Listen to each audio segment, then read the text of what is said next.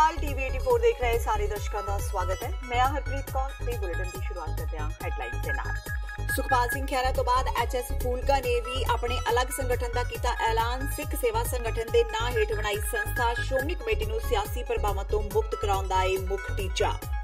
आम आदमी पार्टी का सुखपाल खैरा ते हमला, खैरा नूं दस्सिया छप्पड़ दा डड्डू। विधान सभा विच विरोधी धिर दे आगू हरपाल चीमा ने कहा कि चोणां तो पहलां अनेकां लोग पार्टियां बनांदे ने पर चोणां तो बाद सब दौड़ जांदे ने।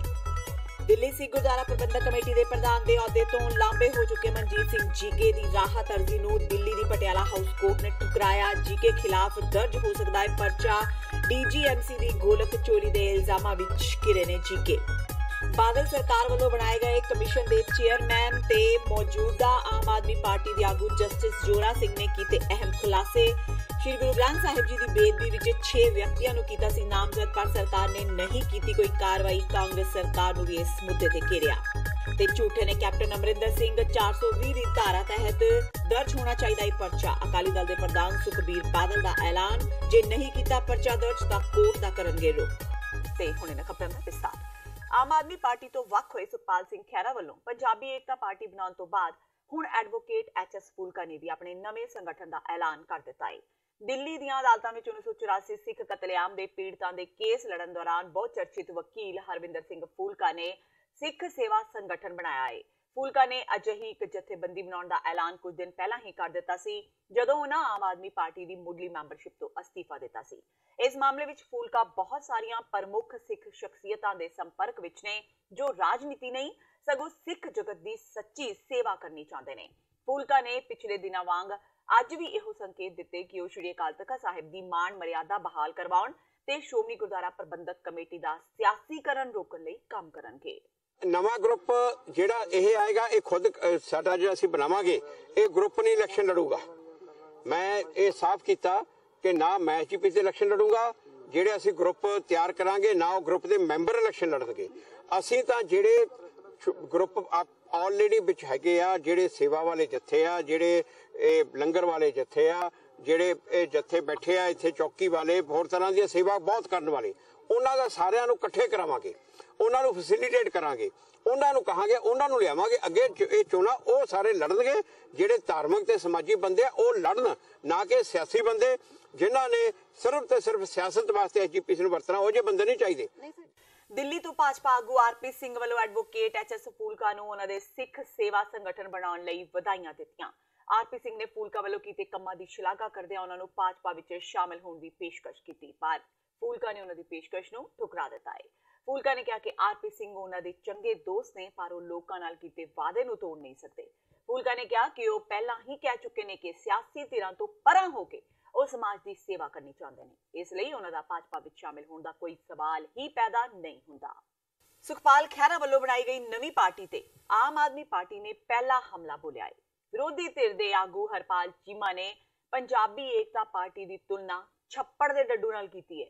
ਚੀਮਾ ਨੇ ਕਿਹਾ ਕਿ ਜਦੋਂ ਚੋਣਾਂ ਆਉਂਦੀਆਂ ਨੇ ਤਾਂ ਅਜਿਹੀਆਂ ਪਾਰਟੀਆਂ ਬਣਦੀਆਂ ਨੇ ਜਿਸ ਤਰ੍ਹਾਂ ਮੀਂਹ ਸਮੇਂ ਛੱਪੜ ਵਿੱਚੋਂ ਡੱਡੂ ਬਾਹਰ ਆਉਂਦਾ ਹੈ, ਉਸੇ ਤਰ੍ਹਾਂ ਸੁਖਪਾਲ ਖੈਰਾ ਦੀ ਪਾਰਟੀ ਬਾਹਰ ਆਈ ਹੈ ਪਰ ਇਹ ਪਾਰਟੀਆਂ ਚੋਣਾਂ ਤੋਂ ਥੋੜੇ ਸਮੇਂ ਬਾਅਦ ਹੀ ਖਤਮ ਹੋ ਜਾਂਦੀਆਂ ਨੇ। ਇਸ ਦੇ ਨਾਲ ਹੀ ਚੀਮਾ ਨੇ ਖੈਰਾ ਵੱਲੋਂ ਨਵੀਂ ਬਣਾਈ ਪਾਰਟੀ ਦੇ ਐਲਾਨ ਮੌਕੇ ਬੈਂਸ ਭਰਾਵਾਂ ਦੀ ਗੈਰ ਮੌਜੂਦਗੀ ਤੇ ਵੀ ਸਵਾਲ ਚੁੱਕੇ। ਚੀਮਾ ਨੇ ਕਿਹਾ ਕਿ ਜਿਸ ਤਰ੍ਹਾਂ ਇੱਕ ਮਿਆਨ ਵਿੱਚ 2 ਤਲਵਾਰਾਂ ਨਹੀਂ ਰਹਿ ਸਕਦੀਆਂ ਉਸੇ ਤਰ੍ਹਾਂ ਬੈਂਸ ਤੇ ਖੈਰਾ ਇਕੱਠੇ ਨਹੀਂ ਰਹਿ ਸਕਦੇ। ਦੇਖੋ ਜਦੋਂ ਕੋਈ ਇਲੈਕਸ਼ਨ ਆਉਂਦੀ ਹੈ ਨਾ ਉਦੋਂ ਇਸ ਤਰ੍ਹਾਂ ਦੀ ਪਾਰਟੀ ਦਾ ਜਨਮ ਹੁੰਦਾ। ਮੈਂ ਸਮਝਦਾ ਵੀ ਜਿਵੇਂ ਮੀਂਹ ਵੇਲੇ ਜਿਹੜਾ ਛੱਪੜਾਂ 'ਚ ਡੱਡੂ ਬਾਹਰ ਆਉਂਦੇ ਉਸੇ ਤਰ੍ਹਾਂ ਇਹ ਪਾਰਟੀਆਂ ਬਾਹਰ ਬਣ ਜਾਂਦੀਆਂ ਨੇਗੀਆਂ ਪਰ ਇਹ ਥੋੜੇ ਸਮੇਂ ਬਾਅਦ ਇਲੈਕਸ਼ਨ ਤੋਂ ਬਾਅਦ ਖਤਮ ਹੋ ਜਾਂਦੀਆਂ ਨੇਗੀਆਂ। ਖੈਰਾ ਸਾਹਿਬ ਤੇ ਬੈਂਸ ਬ੍ਰਦਰ ਜਿਹੜੇ ਹੈਗੇ ਨੇ ਕਾਫੀ ਲੰਬਾ ਅਰਸਾ ਇਕੱਠੇ ਦਿਖਾਈ ਦਿੱਤੇ ਪਰ ਅੱਜ ਉਹ ਅਲੱਗ-ਅਲੱਗ ਦਿਖਾਈ ਦਿੰਦੇ ਨਜ਼ਰ ਆ ਰਹੇ ਨੇ। ਇਹਦਾ ਬੜਾ ਸਪਸ਼ਟ ਕਾਰਨ ਹੈ। ਬੇਸ਼ੱਕ ਕਾਨੂੰਨੀ ਮਤਭੇਦ ਹੋ ਸਕਦੇ ਨੇ, ਮੈਂ ਇਹਦੇ ਬਾਰੇ ਕੁਝ ਨਹੀਂ ਕਹਿਣਾ ਚਾਹੁੰਦਾ ਪਰ ਇਹ ਗੱਲ ਬੜੀ ਸਪਸ਼ਟ ਆ ਕਿ ਇੱਕ ਮਿਆਨ ਦੇ ਵਿੱਚ 2 ਤਲਵਾਰਾਂ ਨਹੀਂ ਰਹਿ ਸਕਦੀਆਂ। ਦੋਨਾਂ ਦਾ ਜਿਹੜਾ ਵੱਖ-ਵੱਖ ਵਿਚਾਰ ਨੇ, ਦੋਨਾਂ ਦੇ ਵੱਖ-ਵੱਖ ਰਾਹ ਨੇਗੇ। ਸੋ ਮੈਂ ਸਮਝਦਾ ਪੰਜਾਬ ਦੇ ਲਈ ਸਿਰਫ ਤੇ ਸਿਰਫ ਆਮ ਆਦਮੀ ਪਾਰਟੀ ਇੱਕੋ ਪਾਰਟੀ ਹੈ ਜਿਹੜੀ ਪੰਜਾਬ ਨੂੰ ਬਚਾ ਸਕਦੀ ਹੈ। ਸ਼੍ਰੀ ਗੁਰੂ ਗ੍ਰੰਥ ਸਾਹਿਬ ਜੀ ਦੀ ਹੋਈ ਬੇਦਬੀ ਦੇ ਮਾਮਲੇ ਨੂੰ ਲੈ ਕੇ ਅੱਜ ਆਮ ਆਦਮੀ ਪਾਰਟੀ ਵੱਲੋਂ ਪ੍ਰੈਸ ਕਾਨਫਰੰਸ ਕੀਤੀ ਗਈ।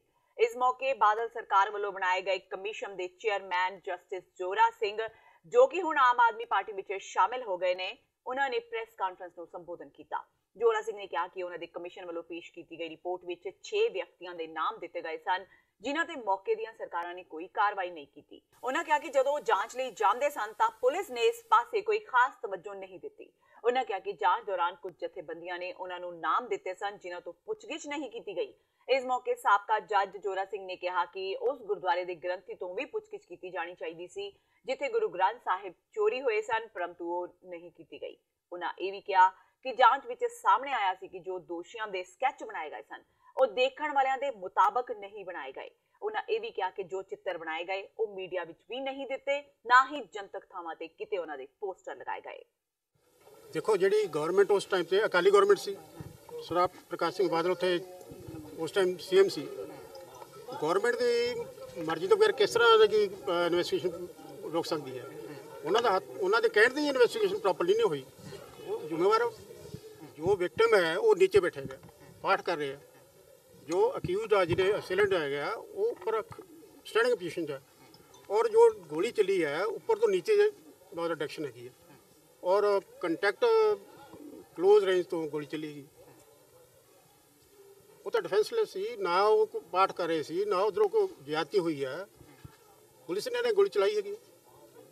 पुलिस का एक स्टैंड है भी कोई गोली नहीं चली, रिकॉर्ड के मुताबिक कोई गोली नहीं चली, लेकिन एविडेंस ये आता भी पुलिस ने डिफेंस गोली, पुलिस ने एक वर्शन है भी असी डिफेंस चलाई है, पर डिफेंस चलाते उपरों गोली थले किस तरह जाएगी? हाँ, पुलिस वाले जो जिन्होंने नैगलेंस सी, मैं उन्होंने सारा नाम मैंशन किया।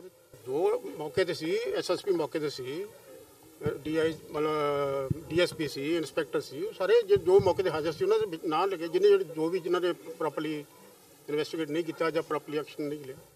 ਆਮ ਆਦਮੀ ਪਾਰਟੀ ਦੀ ਪ੍ਰੈਸ ਕਾਨਫਰੰਸ ਦੌਰਾਨ ਰਿਟਾਇਰਡ ਜਸਟਿਸ ਜੋਰਾ ਸਿੰਘ ਵੱਲੋਂ ਬੇਅਦਬੀ ਮਾਮਲੇ ਲਈ ਕਾਂਗਰਸ ਨੂੰ ਜ਼ਿੰਮੇਵਾਰ ਦੱਸਣ ਦਾ ਕਾਂਗਰਸੀ ਵਿਧਾਇਕ ਰਾਜਕੁਮਾਰ ਵੇਰਕਾ ਨੇ ਕਰਾਰਾ ਜਵਾਬ ਦਿੱਤਾ ਹੈ। ਰਾਜਕੁਮਾਰ ਵੇਰਕਾ ਨੇ ਜੋਰਾ ਸਿੰਘ ਦੇ ਬਿਆਨਾਂ ਤੇ ਪਲਟਵਾਰ ਕਰਦਿਆਂ ਕਿਹਾ ਕਿ ਜੇਕਰ ਜੋਰਾ ਸਿੰਘ ਵਿੱਚ ਇੰਨੀ ਹੀ ਅਣਖ ਸੀ ਤਾਂ ਫਿਰ ਜਦੋਂ ਬਾਦਲਾਂ ਨੇ ਉਹਨਾਂ ਦੇ ਕਮਿਸ਼ਨ ਵੱਲੋਂ ਬਣਾਈ ਰਿਪੋਰਟ ਲੈਣ ਤੋਂ ਇਨਕਾਰ ਕਰ ਦਿੱਤਾ ਸੀ ਤਾਂ ਉਸ ਸਮੇਂ ਹੀ ਅਸਤੀਫਾ ਕਿਉਂ ਨਹੀਂ ਦੇ ਦਿੱਤਾ। ਉਹਨਾਂ ਕਿਹਾ ਕਿ ਹੁਣ ਜੋਰਾ ਸਿੰਘ ਕਹਿ ਰਹੇ ਨੇ ਕਿ ਕਾਂਗਰਸ ਦੇ ਸਮੇਂ ਵੀ ਇਹ ਨਹੀਂ ਹੋਇਆ, ਉਹ ਨਹੀਂ ਹੋਇਆ, ਜਿਸ ਕਾਰਨ ਬੇਅਦਬੀ ਦੇ ਮੁਲਜ਼ਮ ਫੜੇ ਨਹੀਂ ਗਏ। ਉਹਨਾਂ ਕਿਹਾ ਕਿ ਅਕਾਲੀ ਸਰਕਾਰ ਦੇ ਸਮੇਂ ਜੋਰਾ ਸਿੰਘ ਨੇ ਪ੍ਰੋਟੈਸਟ ਕਿਉਂ ਨਹੀਂ ਕੀਤਾ। ਉਹਨਾਂ ਕਿਹਾ ਕਿ ਕਾਂਗਰਸ ਹੀ ਹੈ ਜਿਸ ਨੇ ਬੇਅਦਬੀ ਕਾਂਡ ਤੇ ਬਾਦਲਾਂ ਦਾ ਚਿਹਰਾ ਬੇਨਕਾਬ ਕੀਤਾ ਹੈ ਤੇ ਬੇਅਦਬੀ ਕਾਂਡ ਦਾ ਕੋਈ ਵੀ ਮੁਲਜ਼ਮ ਬਖਸ਼ਿਆ ਨਹੀਂ ਜਾਵੇਗਾ।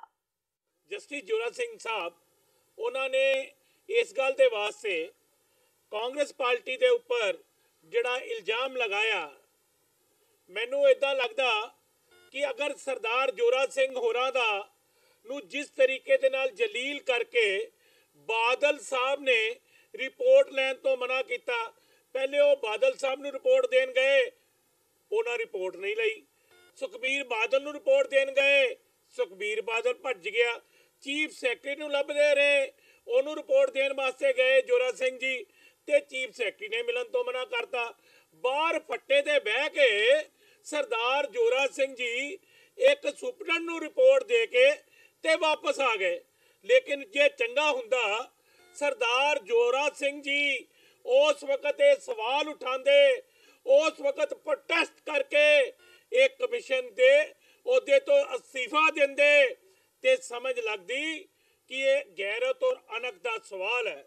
ਹੁਣ ਮੈਂ ਸਮਝਣਾ ਕਿ ਅੱਜ ਸਰਦਾਰ ਜੋਰਾ ਸਿੰਘ ਹੋਰਾਂ ਦਾ ਇਹ ਕਾਂਗਰਸ ਪਾਰਟੀ ਦੇ ਉੱਪਰ ਸਵਾਲ ਕਰਨਾ ਕਿ ਅਗਰ ਜੇ ਇਦਾਂ ਨਾ ਕੀਤਾ ਜਾਂਦਾ ਤੇ ਬਾਦਲ ਫੜਿਆ ਜਾਂਦਾ, ਜੇ ਉਦਾਂ ਕਰ ਲਿਆ ਜਾਂਦਾ ਤੇ ਸੁਖਬੀਰ ਸਿੰਘ ਬਾਦਲ ਫੜਿਆ ਜਾਂਦਾ, ਜੇਕਰ ਉਦਾਂ ਕਰ ਲਿਆ ਜਾਵੇ ਤੇ ਸਮੇਤ ਸੈਣੀ ਫੜ ਲਿਆ ਜਾਵੇ। ਲੇਕਿਨ ਮੈਂ ਇਹ ਗੱਲ ਕਹਾਂ ਕਿ ਇਹ ਲੋਕਤੰਤਰ ਹੈ, ਲੋਕ ਪ੍ਰਣਾਲੀ ਆ, ਇਹ ਦੇਸ਼ ਦੇ ਅੰਦਰ ਕਾਨੂੰਨ ਦਾ ਰਾਜ ਆ ਔਰ ਕਾਨੂੰਨ ਆਪਣਾ ਕੰਮ ਬਾਖੂਬੀ ਕਰ ਰਿਹਾ ਹੈ। ਮਨਜੀਤ ਸਿੰਘ ਜੀਕੇ ਦੀਆਂ ਮੁਸ਼ਕਿਲਾਂ ਵੱਧ ਸਕਦੀਆਂ ਨੇ। ਦਿੱਲੀ ਸਿੱਖ ਗੁਰਦੁਆਰਾ ਪ੍ਰਬੰਧਕ ਕਮੇਟੀ ਦੇ ਪ੍ਰਧਾਨ ਦੇ ਅਹੁਦੇ ਤੋਂ ਲਾਂਭੇ ਹੋ ਚੁੱਕੇ ਮਨਜੀਤ ਸਿੰਘ ਜੀਕੇ ਵਿਰੁੱਧ ਹੁਣ FIR ਦਰਜ ਹੋ ਸਕਦੀ ਹੈ। ਅਦਾਲਤ ਦੇ ਪਹਿਲੇ ਫੈਸਲੇ ਵਿਰੁੱਧ ਜੀਕੇ ਦੇ ਇੱਕ ਸਾਥੀ ਮੁਲਜ਼ਮ ਨੇ ਨਜ਼ਰਸਾਨੀ ਪਟੀਸ਼ਨ ਦਾਇਰ ਕੀਤੀ ਹੋਈ ਸੀ, ਪਰ ਪਟਿਆਲਾ ਕੋਰਟ ਵੱਲੋਂ ਅੱਜ ਉਹਨਾਂ ਨੂੰ ਕੋਈ ਰਾਹਤ ਨਹੀਂ ਮਿਲ ਸਕੀ। ਦੱਸ ਦਈਏ ਕਿ ਦਿੱਲੀ ਸਿੱਖ ਗੁਰਦੁਆਰਾ ਪ੍ਰਬੰਧਕ ਕਮੇਟੀ ਦੀ ਗੋਲਕ ਵਿੱਚੋਂ ਚੋਰੀ ਦੇ ਇਲਜ਼ਾਮਾਂ ਹੇਠ ਜੀਕੇ ਸਮੇਤ 5 ਜਣਿਆਂ ਵਿਰੁੱਧ FIR ਦਾਇਰ ਕਰਨ ਦੇ ਹੁਕਮ ਜਾਰੀ ਕੀਤੇ ਗਏ ਸਨ। ਅੱਜ ਅਦਾਲਤ ਦੇ ਇਸ ਫੈਸਲੇ ਨੂੰ ਜੀਕੇ ਲਈ ਹੀ ਨਹੀਂ ਸਗੋਂ ਸ਼੍ਰੋਮਣੀ ਅਕਾਲੀ ਦਲ ਲਈ ਵੀ ਵੱਡਾ ਝਟਕਾ ਮੰਨਿਆ ਜਾ ਰਿਹਾ ਹੈ ਤੇ ਹੁਣ ਦੇਖਣਾ ਇਹ ਹੋਵੇਗਾ ਕਿ FIR ਕਦੋਂ ਦਰਜ ਹੁੰਦੀ ਹੈ। ਕੈਪਟਨ ਅਮਰਿੰਦਰ ਸਿੰਘ ਤੇ 420 ਦਾ ਪਰਚਾ ਦਰਜ ਹੋਣਾ ਚਾਹੀਦਾ ਹੈ। ਪਰਚਾ ਦਰਜ ਕਰਨ ਦੀ ਮੰਗ ਕੀਤੀ ਹੈ ਅਕਾਲੀ ਦਲ ਬਾਦਲ ਦੇ ਪ੍ਰਧਾਨ ਸੁਖਬੀਰ ਬਾਦਲ ਨੇ। ਅੱਜ ਬਠਿੰਡਾ ਪੁੱਜੇ ਸੁਖਬੀਰ ਬਾਦਲ ਨੇ ਕਿਹਾ ਕਿ ਕੈਪਟਨ ਅਮਰਿੰਦਰ ਸਿੰਘ ਨੇ ਪੰਜਾਬ ਦੀ ਜਨਤਾ ਨਾਲ ਧੋਖਾ ਕਰ ਝੂਠ ਬੋਲ ਵੋਟਾਂ ਹਾਸਿਲ ਕੀਤੀਆਂ। ਸੁਖਬੀਰ ਬਾਦਲ ਨੇ ਕਿਹਾ ਕਿ ਕੈਪਟਨ ਨੇ ਨਾ ਤਾਂ ਕਿਸਾਨਾਂ ਦਾ ਕਰਜ਼ਾ ਮਾਫ ਕੀਤਾ ਤੇ ਨਾ ਹੀ ਨੌਜਵਾਨਾਂ ਨੂੰ ਨੌਕਰੀਆਂ ਮੁਹੱਈਆ ਕਰਵਾਈਆਂ। ਉਹਨਾਂ ਕਿਹਾ ਕਿ ਕੈਪਟਨ ਨੇ ਲੋਕਾਂ ਨਾਲ ਸਰਾਸਰ ਧੋਖਾ ਕੀਤਾ ਹੈ ਤੇ ਉਹਨਾਂ ਖਿਲਾਫ ਧੋਖਾਧੜੀ ਦੀ ਧਾਰਾ 420 ਤਹਿਤ ਪਰਚਾ ਦਰਜ ਕੀਤਾ ਜਾਣਾ ਚਾਹੀਦਾ ਹੈ। ਸੁਖਬੀਰ ਮੁਤਾਬਕ ਜੇ ਕੈਪਟਨ ਖਿਲਾਫ ਪਰਚਾ ਦਰਜ ਨਾ ਹੋਇਆ ਤਾਂ ਉਹ ਆਪ ਅਦਾਲਤ ਦਾ ਰੁਖ ਕਰਨਗੇ। ਇਸ ਤੋਂ ਇਲਾਵਾ ਸੁਖਬੀਰ ਨੇ ਮੋਦੀ ਸਰਕਾਰ ਵੱਲੋਂ ਉੱਚ ਜਾਤੀਆਂ ਨੂੰ 10% ਰਾਖਵਾਂਕਰਨ ਦੇਣ ਦੇ ਮਾਮਲੇ ਤੇ ਵੀ ਉਹਨਾਂ ਦੀ ਖੂਬ ਪ੍ਰਸ਼ੰਸਾ ਕੀਤੀ। ਲੋਕਾਂ ਵਿੱਚ ਮੈਂ ਪਿਛਲੇ ਕਈ ਦਿਨਾਂ ਦਾ ਮੰਨ ਲਓ ਜਨਤਾ ਵਿੱਚ ਆਪਣੇ ਵਰਕਰਾਂ ਵਿੱਚ ਮਿਲਿਆ, ਇਹ ਗੱਲ ਜਿਹੜੀ ਵੱਡੀ ਆ ਰਹੀ ਹੈ, ਕਈ ਲੋਕਾਂ ਨੇ ਜਨਤਾ ਨੇ ਮੈਨੂੰ ਵਿਚਾਰਾਂ ਕੀਤੀਆਂ ਕਿ ਕੈਪਟਨ ਅਮਰਿੰਦਰ ਸਿੰਘ ਨੇ ਸਾਡੇ ਨਾਲ 420 ਕੀਤੀ ਹੈ। ਫਰਾਡ ਕੀ ਹੈ? ਆ ਪੋਲੀਟੀਕਲ ਸਟੇਟਮੈਂਟ ਨਹੀਂ ਹੈ, ਆ ਮੈਂ ਫਰਾਡ ਕੀ ਹੈ। ਜੇ ਤੁਸੀਂ ਕੋਈ ਲਿਖ ਕੇ ਇੱਕ ਜ਼ਬਾਨ ਦਿਓ, ਲਿਖ ਕੇ ਜ਼ਬਾਨ ਦਿਓ, ਇੰਦਰ ਜਾਂ ਸਿਗਨੇਚਰ ਦਿਓ, ਉਹਦੇ ਬਾਅਦ ਤੁਸੀਂ ਕੋਈ ਚੀਜ਼ ਹਾਸਲ ਕਰ ਲਓ ਤੇ ਤੁਸੀਂ ਉਹਦੇ ਜਿਹੜੇ ਤੁਸੀਂ ਕਮਿਟ ਕੀਤਾ ਸੀ ਨਾ ਪੂਰੀ ਕਰੋ। ਆ 420 ਦਾ ਕੇਸ ਬਣਦਾ। ਜਿਹੜਾ ਕੈਪਟਨ ਅਮਰਿੰਦਰ ਸਿੰਘ ਨੇ 2 ਫਾਰਮ ਭਰਾਏ, ਇੱਕ ਤਾਂ ਕਰਜ਼ੇ ਦੇ, ਜਿੱਥੇ ਉਹਨੇ ਲਿਖਿਆ ਮੈਂ ਕੈਪਟਨ ਅਮਰਿੰਦਰ ਸਿੰਘ ਪ੍ਰੋਮਿਸ ਕਰਦਾ ਹੈ ਕਿ ਤੁਸੀਂ ਜੇ ਸਾਡੀ ਸਰਕਾਰ ਆਉਂਦੀ ਹੈ ਤੇ ਅਸੀਂ ਤੁਹਾਨੂੰ ਕਰਜ਼ਾ ਸਾਰਾ ਮਾਫ ਕਰਾਂਗੇ।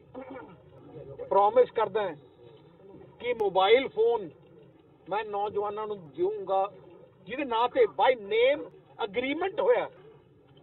ਦਿਸ is not a political statement, it is a written agreement. Captain Amarinder Singh ਨੇ ਆ ਬਹੁਤ ਵੱਡਾ 420 ਦਾ ਫਰਾਡ ਕੀਤਾ। Case should be registered against him, otherwise we will go to the court. ਤੇ ਹੁਣ ਵੇਲਾ ਹੋ ਗਿਆ ਬ੍ਰੇਕ ਦਾ। ਬਾਕੀ ਦੀਆਂ ਖਬਰਾਂ ਇਸ ਬ੍ਰੇਕ ਤੋਂ ਬਾਅਦ।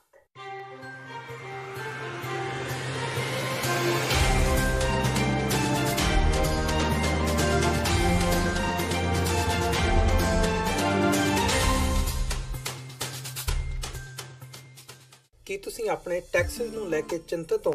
ਤੁਸੀਂ ਆਪਣੀ ਕਮਾਈ ਲਈ ਮਿਹਨਤ ਕਰਦੇ ਹੋ, ਭਾਵੇਂ ਤੁਸੀਂ ਨੌਕਰੀ ਵਿੱਚ ਹੋਵੋ ਜਾਂ ਆਪਣਾ ਬਿਜ਼ਨਸ ਚਲਾਉਂਦੇ ਹੋ। ਜਦੋਂ ਟੈਕਸ ਭਰਨ ਦਾ ਸਮਾਂ ਆਉਂਦਾ ਤਾਂ ਤੁਹਾਨੂੰ ਇੱਕ ਭਰੋਸੇਯੋਗ ਟੈਕਸ ਅਕਾਊਂਟੈਂਟ ਦੀ ਲੋੜ ਹੈ ਜੋ ਟੈਕਸ ਬੈਲੈਂਸ ਦਾ ਤੁਹਾਡੇ ਪੱਖ ਵਿੱਚ ਜਾਣਾ ਯਕੀਨੀ ਬਣਾਵੇ। ਸਿਆਟਲ ਦੀ ਜਾਣੀ ਪਹਿਚਾਣੀ company Accurate Accountants and Taxes ਤੁਹਾਡੀ ਸੇਵਾ ਵਿੱਚ ਹਾਜ਼ਰ ਹੈ। ਅਸੀਂ ਹਰ ਤਰ੍ਹਾਂ ਦੇ ਟੈਕਸ ਭਰਨ ਵਿੱਚ ਤੁਹਾਡੀ ਮਦਦ ਕਰਾਂਗੇ। ਟੈਕਸ ਸੰਬੰਧੀ ਕਿਸੇ ਵੀ ਤਰ੍ਹਾਂ ਦੇ ਸਵਾਲ ਲਈ ਅੱਜ ਹੀ ਸਾਡੇ ਤੱਕ ਪਹੁੰਚ ਕਰੋ। Accurate Accountants and Texas.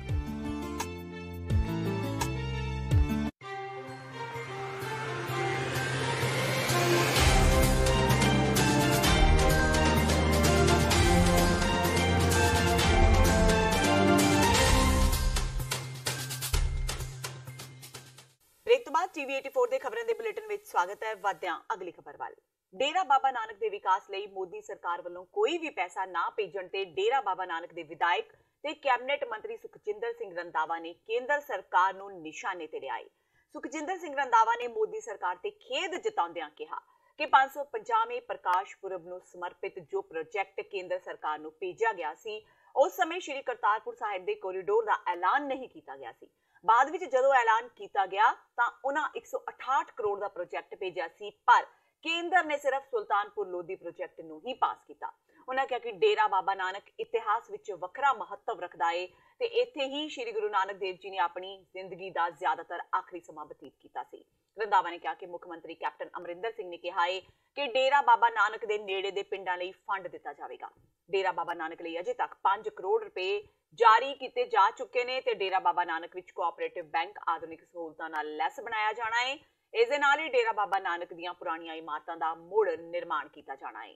ਉਹਨਾਂ NRI ਭਰਾਵਾਂ ਨੂੰ ਅੱਗੇ ਆਉਣ ਦੀ ਅਪੀਲ ਕਰਦਿਆਂ ਕਿਹਾ ਕਿ ਇੱਕ ਪਾਸੇ ਜਿੱਥੇ ਪੰਜਾਬ ਸਰਕਾਰ ਕੰਮ ਕਰ ਰਹੀ ਹੈ, ਉੱਥੇ ਹੀ NRIs ਨੂੰ ਵੀ ਅੱਗੇ ਆ ਕੇ ਪੰਜਾਬ ਸਰਕਾਰ ਦਾ ਸਾਥ ਦੇਣਾ ਚਾਹੀਦਾ ਹੈ। ਬੜੀ ਇੰਪੋਰਟੈਂਸ ਇਹਨੂੰ ਮਿਲੀ ਹੈ ਇਸ ਜਗ੍ਹਾ ਨੂੰ। ਕੈਪਟਨ ਸਾਹਿਬ ਨੇ ਕਿਹਾ ਕਿ ਤੁਸੀਂ ਪੰਜਾਬ ਇੰਡੀਅਨ ਗਵਰਨਮੈਂਟ ਸਾਡੇ ਭਾਰਤ ਸਰਕਾਰ ਤੇ ਅਜੇ ਕੋਈ ਪੈਸਾ ਦਿੰਦੀ ਕਿ ਨਹੀਂ ਦਿੰਦੀ। ਉਹਨਾਂ ਨੇ ਕਿਹਾ ਕਿ ਜਿੰਨੇ ਪਿੰਡ ਨੇ ਉਹਨਾਂ ਦੀ ਐਸਟੀਮੇਟ ਅਜੇ ਤੁਸੀਂ ਨਾਲ ਹੀ ਸੀ, ਤੁਸੀਂ ਦੇਖਿਆ ਕਿ 5 ਕਰੋੜ ਉਹਨਾਂ ਨੇ ਲਿੰਕ ਰੋਡ ਜਿਹੜੀਆਂ ਡੇਰਾ ਬਾਬਾ ਨਾਨਕ ਨੂੰ ਲਿੰਕ ਕਰਦੀਆਂ ਨੇ ਉਹਨਾਂ ਲਈ ਸਾਨੂੰ ਭੇਜ ਦਿੱਤਾ।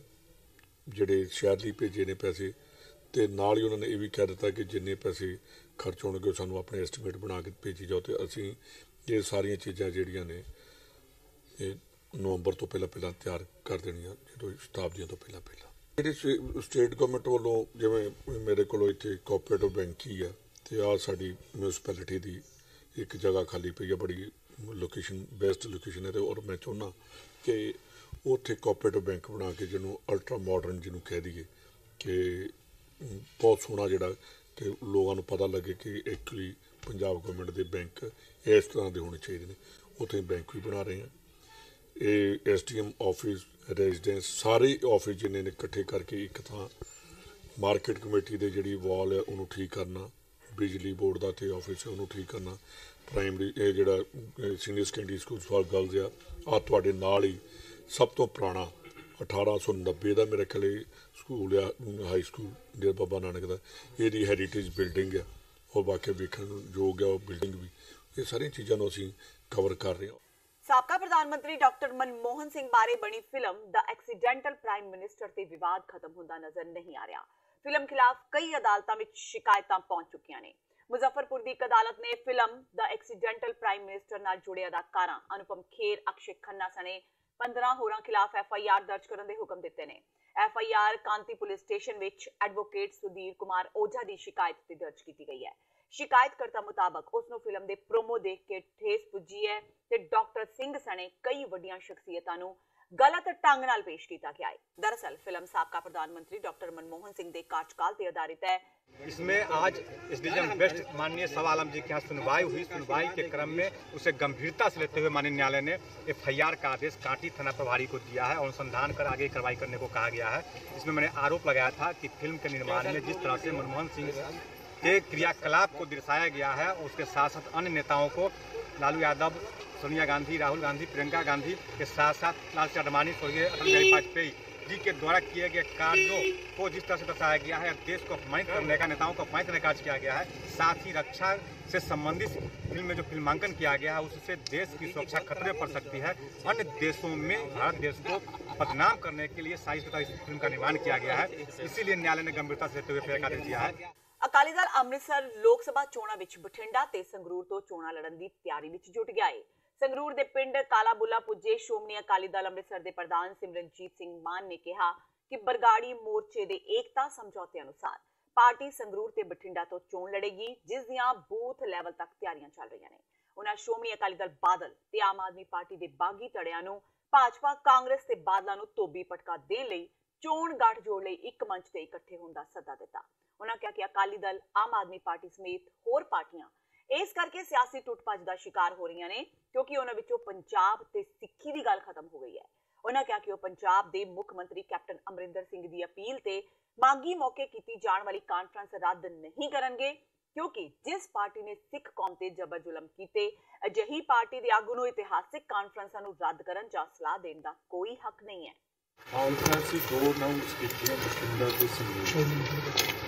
इलेक्शंस में सारा कुछ तो दसता कि ये जो नैशनल इंटरनेशनल डोमैसटिक स्टोर ਦੀਆਂ ਚੀਜ਼ਾਂ ਹੈਗੀਆਂ, ਬੇਰੁਜ਼ਗਾਰੀ ਹੈਗੀ ਹੈ, ਜਿਹੜਾ ਇਹ ਕਿਸਾਨ ਹੈਗੇ ਆ ਇਹਨਾਂ ਦੇ ਕਰਜ਼ੇ ਵੀ ਮਾਫ ਕੀਤੇ, ਜਿਹੜੇ ਮਜ਼ਦੂਰ ਹੈਗੇ ਕਿਸਾਨ ਉਹਨਾਂ ਦੇ ਨਹੀਂ ਮਾਫ ਕੀਤੇ, ਜਿਹੜੇ ਮੋਦੀ ਨੇ 2013 ਦੇ ਵਿੱਚ 60,000 ਕਿਸਾਨ ਗੁਜਰਾਤ ਦੇ ਵਿੱਚੋਂ ਜ਼ਮੀਨਾਂ ਖੋ ਕੇ ਬੇਘਰ ਦੀ ਜ਼ਮੀਨ ਕਰਦੇ ਸੀਗੇ। ਇਹ ਸਾਰੇ ਮਸਲੇ ਹੈਗੇ। ਪੱਤਰਕਾਰ ਛਤਰਪਤੀ ਕਤਲ ਮਾਮਲੇ ਵਿੱਚ 11 ਜਨਵਰੀ ਨੂੰ ਪੰਚਕੂਲਾ ਦੀ CBI ਅਦਾਲਤ ਫੈਸਲਾ ਸੁਣਾਵੇਗੀ। ਇਸ ਮਾਮਲੇ ਵਿੱਚ ਸਿਰਸਾ ਵਾਲਾ ਬਲਾਤਕਾਰੀ ਬਾਬੇ ਰਾਮ ਰਹੀਮ ਤੇ ਕੁਝ ਹੋਰ ਵਿਅਕਤੀ ਨਾਮਜ਼ਦ ਨੇ। ਪਿਛਲੇ ਦਿਨੀ ਅਦਾਲਤ ਨੇ ਹੁਕਮ ਦਿੱਤਾ ਸੀ ਕਿ ਡੇਰਾ ਮੁਖੀ ਸਮੇਤ ਸਾਰੇ ਦੋਸ਼ੀਆਂ ਨੂੰ ਅਦਾਲਤ ਵਿੱਚ ਪੇਸ਼ ਕੀਤਾ ਜਾਵੇ, ਜਿਸ ਤੋਂ ਬਾਅਦ ਸਰਕਾਰ ਨੇ ਅਦਾਲਤ ਨੂੰ ਅਪੀਲ ਕੀਤੀ ਕਿ ਡੇਰਾ ਮੁਖੀ ਨੂੰ ਵੀਡੀਓ ਕਾਨਫਰੰਸਿੰਗ ਰਾਹੀਂ ਸਵਾਲ ਜਵਾਬ ਕੀਤੇ ਜਾਣ। ਅਦਾਲਤ ਨੇ ਸਰਕਾਰ ਦੀ ਅਪੀਲ ਨੂੰ ਮੰਨ ਲਿਆ ਤੇ ਡੇਰਾ ਮੁਖੀ ਦੀ ਪੇਸ਼ੀ ਵੀਡੀਓ ਕਾਨਫਰੰਸਿੰਗ ਰਾਹੀਂ ਕਰਵਾਉਣ ਦੀ ਆਗਿਆ ਦੇ ਦਿੱਤੀ। ਭਾਵੇਂ ਅਦਾਲਤ ਨੇ ਸਰਕਾਰ ਨੂੰ ਰਾਹਤ ਦੇ ਦਿੱਤੀ ਹੈ, ਪਰ ਫਿਰ ਵੀ ਆਉਣ ਵਾਲੇ ਫੈਸਲੇ ਦੇ ਮੱਦੇਨਜ਼ਰ ਸਰਕਾਰ ਚੌਕੰਨੀ ਹੈ ਕਿ ਉਹ ਕਿਸੇ ਤਰ੍ਹਾਂ ਦਾ ਜੋਖਮ ਲੈਣ ਨੂੰ ਤਿਆਰ ਵੀ ਨਹੀਂ ਹੈ। ਸਰਕਾਰ ਨੇ ਸਿਰਸਾ ਵਿੱਚ ਪੁਲਿਸ ਦੀਆਂ 12 ਕੰਪਨੀਆਂ ਤਾਇਨਾਤ ਕਰ ਦਿੱਤੀਆਂ ਨੇ ਤੇ ਜ਼ਿਲ੍ਹੇ ਵਿੱਚ ਧਾਰਾ 144 ਲਾਗੂ ਕਰ ਦਿੱਤੀ ਹੈ। ਇਸ ਤੋਂ ਇਲਾਵਾ ਸ਼ਹਿਰ ਤੇ ਡੇਰੇ ਵਿੱਚ ਆਉਣ ਵਾਲੇ ਹਰੇਕ ਵਾਹਨ ਦੀ ਚੈਕਿੰਗ ਕੀਤੀ ਜਾ ਰਹੀ ਹੈ। ਇਸ ਦੇ ਨਾਲ ਹੀ ਪੰਚਕੂਲਾ ਤੇ ਹੋਰ ਨਾਜ਼ੁਕ ਥਾਵਾਂ ਤੇ ਵੀ ਪੁਲਿਸ ਦੀ ਤਾਇਨਾਤੀ ਕੀਤੀ ਗਈ ਹੈ ਤੇ ਸਹਾਇਕ ਫੋਰਸਾਂ ਨੂੰ ਅਲਰਟ ਰਹਿਣ ਦੇ ਆਦੇਸ਼ ਦਿੱਤੇ ਗਏ ਨੇ। वीडियो कॉन्फ्रेंसिंग के थ्रू पेश होने के लिए एप्लीकेशन दी जो आज बहस सुनने के बाद माननीय अदालत ने बाकी प्रेस को मान दिया है और बाबा को वीडियो कॉन्फ्रेंसिंग के थ्रू पेश होने की इजाजत दी। सर अदर अक्यूज्ड है उनके बारे में सर? अदर अक्यूज्ड हैं वो तो ऑलरेडी बेल पे हैं, उनको तो पेश होने के लिए कहा गया था। हमने तो सिर्फ बाबा के लिए लगाई थी क्योंकि लॉ एंड ऑर्डर की जो पोजीशन है वो हम ऑलरेडी फेस कर चुके हैं, ऐसा ना रिपीट हो इसलिए हमने ये सरकार की तरफ से लगाई थी जो माननीय अदालत ने कहा। ਕਾਂਗਸੀ ਆਗੂ ਤੇ ਅੰਮ੍ਰਿਤਸਰ ਤੋਂ ਸੰਸਦ ਮੈਂਬਰ ਗੁਰਜੀਤ ਸਿੰਘ ਔਜਲਾ ਨੇ ਐਵੀਏਸ਼ਨ ਵਿਭਾਗ ਦੇ ਸਕੱਤਰ ਨਾਲ ਇੱਕ ਵਿਸ਼ੇਸ਼ ਮੁਲਾਕਾਤ ਕੀਤੀ। ਗੁਰਜੀਤ ਔਜਲਾ ਨੇ ਮੰਗ ਕੀਤੀ ਕਿ ਅੰਮ੍ਰਿਤਸਰ 에ਅਰਪੋਰਟ ਨੂੰ Saudi Arab, Netherland, German, Italy ਵਰਗੇ ਦੇਸ਼ਾਂ ਨਾਲ ਜੋੜਿਆ ਜਾਵੇ। ਔਜਲਾ ਮੁਤਾਬਕ ਇਸ ਕਦਮ ਨਾਲ ਅੰਮ੍ਰਿਤਸਰ ਦੇ ਨਾਲ-ਨਾਲ ਇਸ ਦੇ ਆਸ-ਪਾਸ ਦੇ ਇਲਾਕਿਆਂ ਨੂੰ ਵੱਡਾ ਲਾਭ ਮਿਲੇਗਾ। ਉਹਨਾਂ ਕਿਹਾ ਕਿ ਇਸ ਨਾਲ ਯੂਰਪੀਅਨ ਦੇਸ਼ਾਂ ਵਿੱਚੋਂ ਆਉਣ ਵਾਲੀਆਂ ਸੰਗਤਾਂ ਨੂੰ ਵੀ ਫਾਇਦਾ ਮਿਲੇਗਾ। ਇਸ ਦੇ ਨਾਲ ਹੀ ਉਹਨਾਂ ਅੰਮ੍ਰਿਤਸਰ ਤੋਂ ਇੰਗਲੈਂਡ ਜਾਣ ਵਾਲੀ ਬੰਦ ਕੀਤੀ ਫਲਾਈਟ ਨੂੰ ਮੁੜ ਸ਼ੁਰੂ ਕਰਨ ਦੀ ਵੀ ਮੰਗ ਕੀਤੀ।